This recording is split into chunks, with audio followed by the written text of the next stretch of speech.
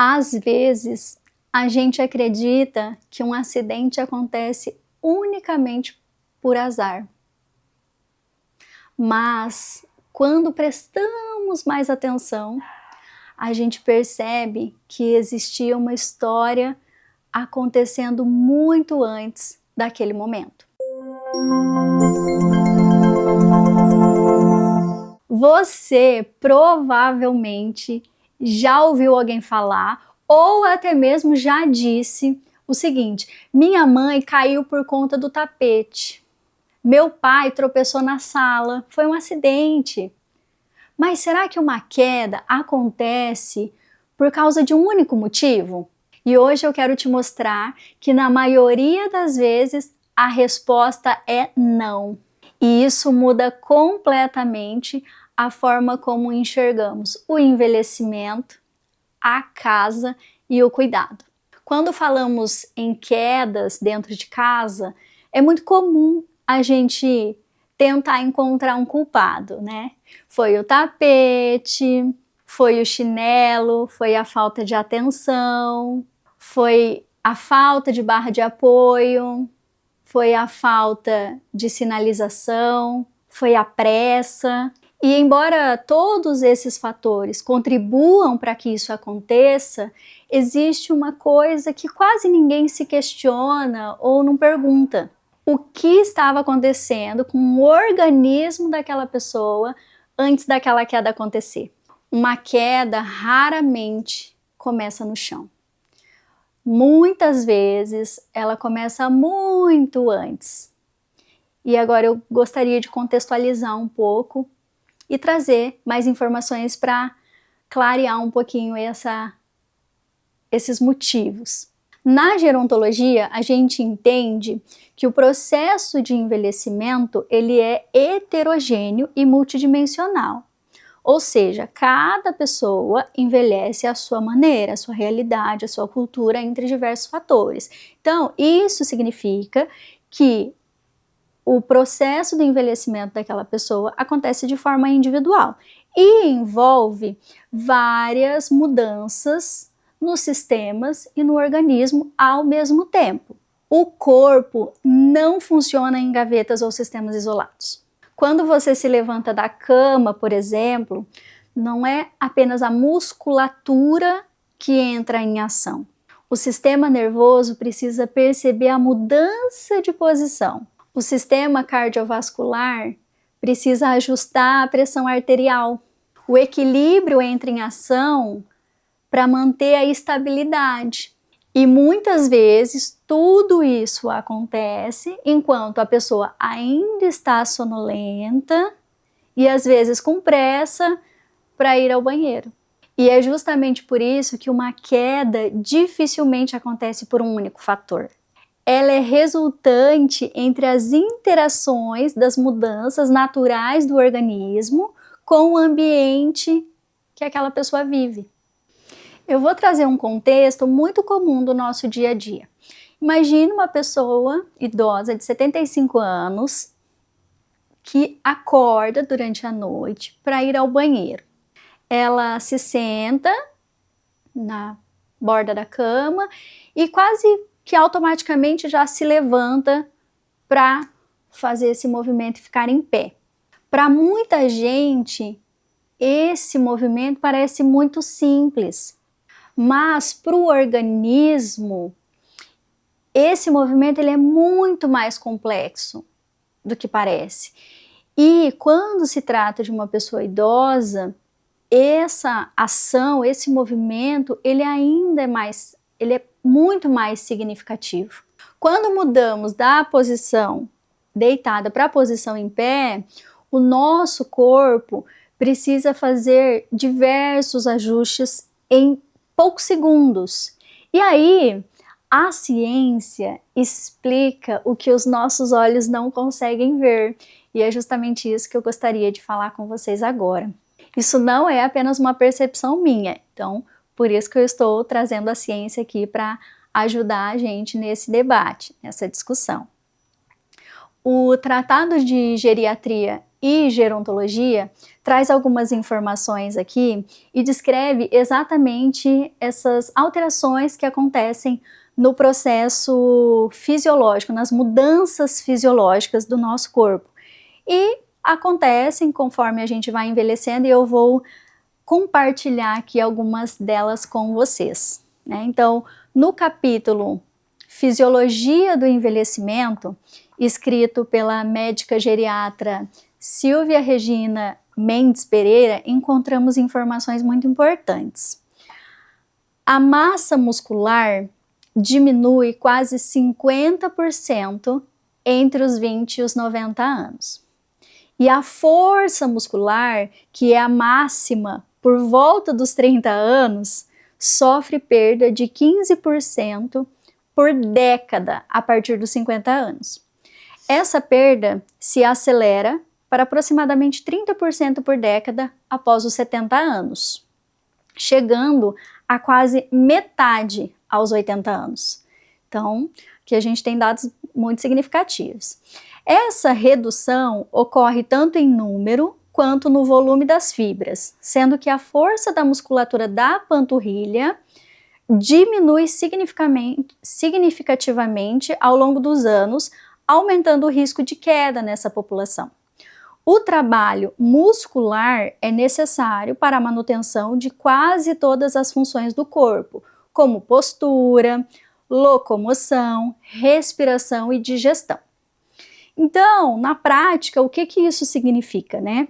Que movimentos simples, como eu estava exemplificando aqui agora, como se levantar de uma cama, né, pode começar a exigir muito mais esforço na musculatura. E é aí que o ambiente começa a fazer a diferença. Quando a altura da cama ela não favorece esse movimento adequado, o organismo ele precisa trabalhar mais ainda para realizar essa atividade, né? Então, se a gente tem uma cama muito baixa, olha o esforço que tem que ser feito para fazer esse movimento, que é simples, né? Para se levantar de uma cama. Então, o ambiente ele também vai impactando em relação ao nosso organismo, né? As nossas alterações conforme a gente vai envelhecendo. O tratado também explica que no sistema nervoso acontecem alterações cognitivas e comportamentais, como por exemplo, as memórias episódica e laborativa e a função executiva são as mais afetadas no envelhecimento. A velocidade de processamento e a função executiva diminuem com a idade, especialmente após os 70 anos.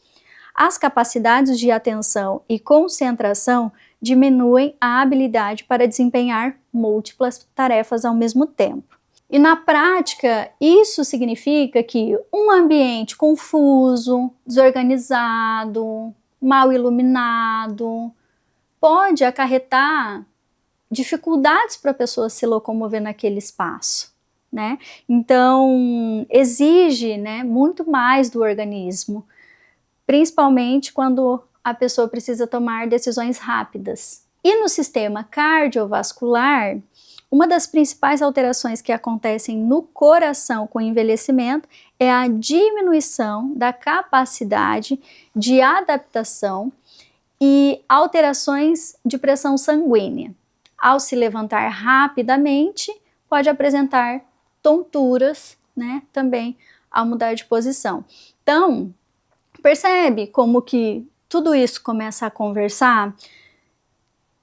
Não são sistemas isolados, não é apenas o processo do envelhecimento, o corpo envelhecendo, mas o ambiente também impactando e influenciando nesse processo. E eu trouxe essas informações aqui para a gente entender que uma queda vai muito além do chão. E é claro que aqui eu dei apenas uma pincelada, né, de como que vai funcionando essas alterações.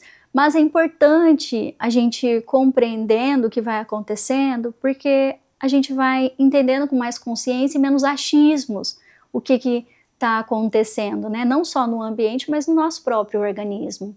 E aqui eu vou abrir um parênteses bem importante. Isso não significa que toda pessoa idosa vai ter essas alterações, ou vai perder autonomia, independência, ou ter dificuldades para realizar as suas atividades.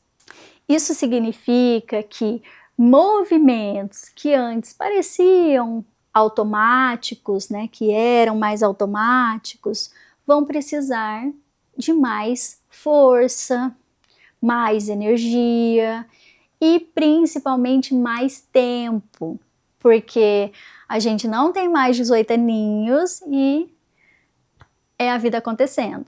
O processo de envelhecimento ele vai continuando, né? E faz parte da nossa vida.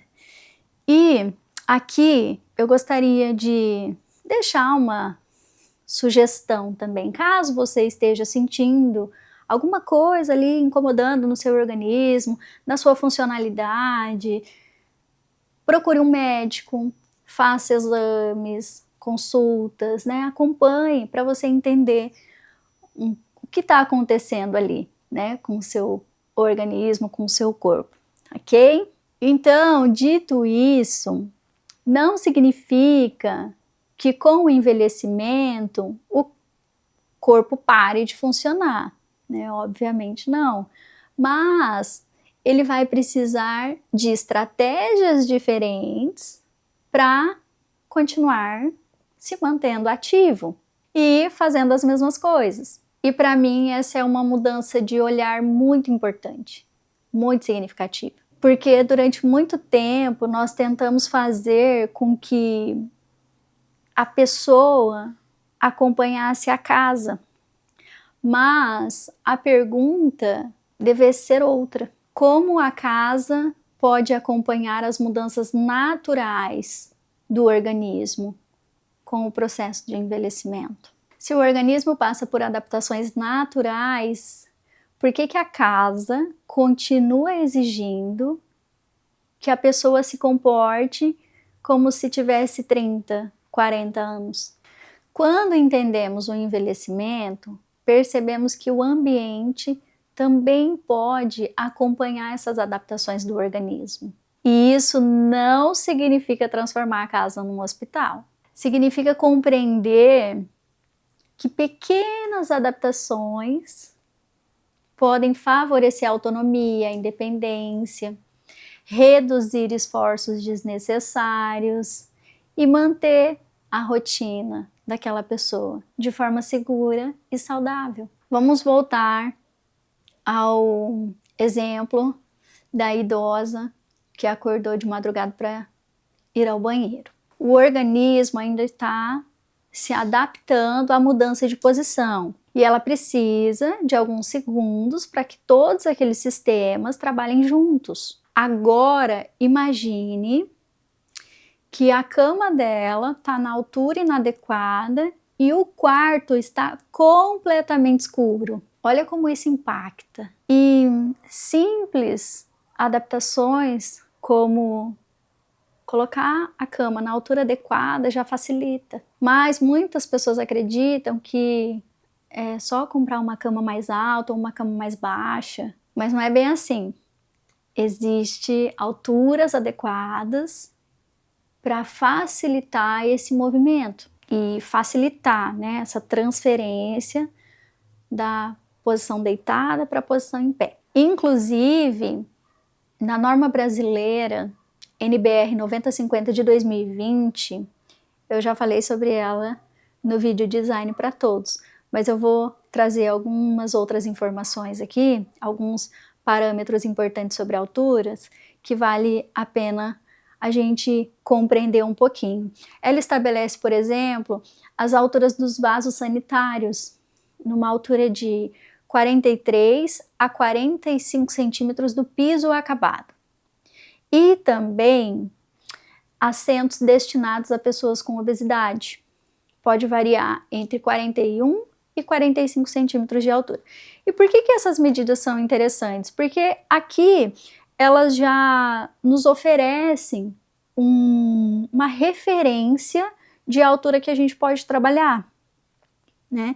E aí a gente pode pensar em outros elementos, como um sofá, uma poltrona, uma cadeira, uma cama. Então a gente tem um parâmetro aqui, mas, né, quando a gente fala de ambiente residencial, a gente pode ir além dessa norma, né, e pode personalizar essas alturas. Então a gente consegue personalizar essas alturas de acordo com a estatura da pessoa, com as necessidades dela, né, com a capacidade funcional, enfim, diversas questões. E quando essas alturas não atendem às características da pessoa, levantar exige um esforço muito maior da musculatura e também pode comprometer a estabilidade logo nos primeiros passos. Quando você tem um móvel que é adequado para a sua altura, você não faz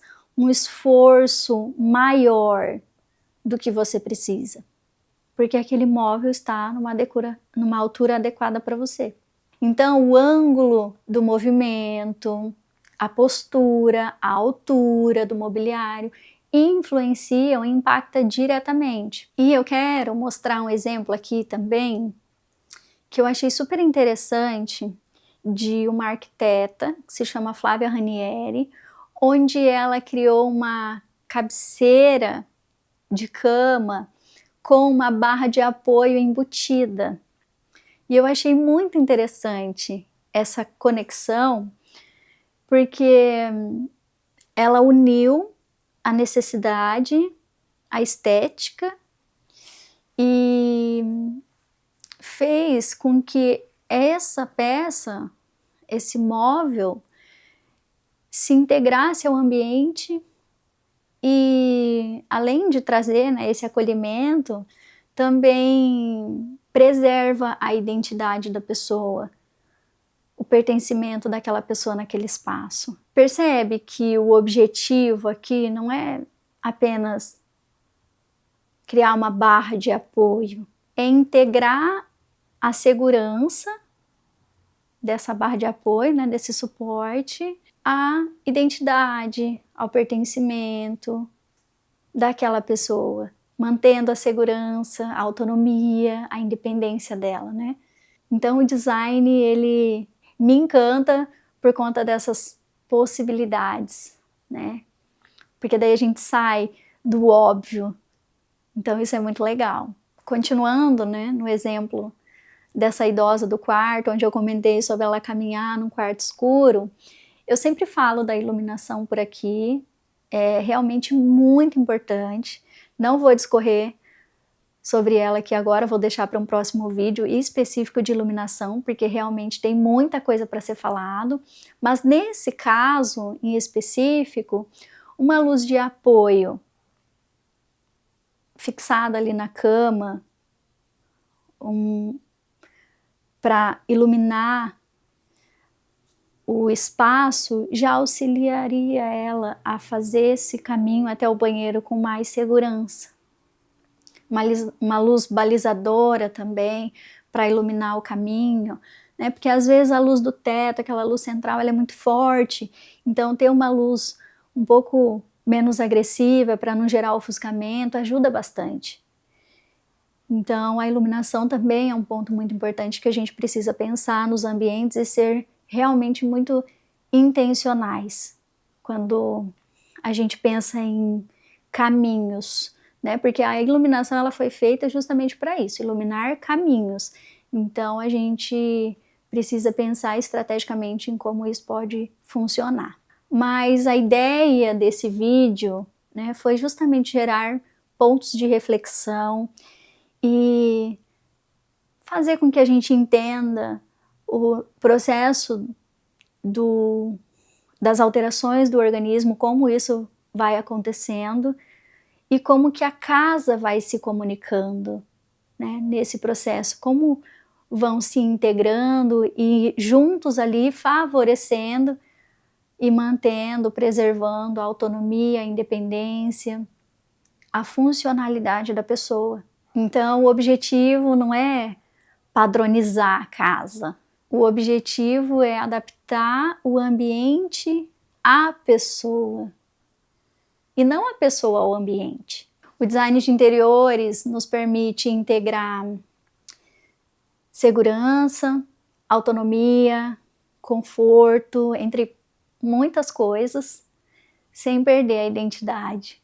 E talvez depois de tudo isso você perceba que uma queda não acontece simplesmente por conta de um tapete ou porque uma pessoa esqueceu de acender a luz.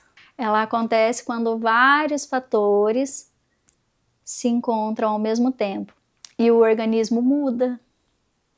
E o ambiente também precisa acompanhar essas mudanças. Cada organismo responde de uma forma, cada pessoa envelhece de uma maneira, mas tem uma coisa que eles têm em comum.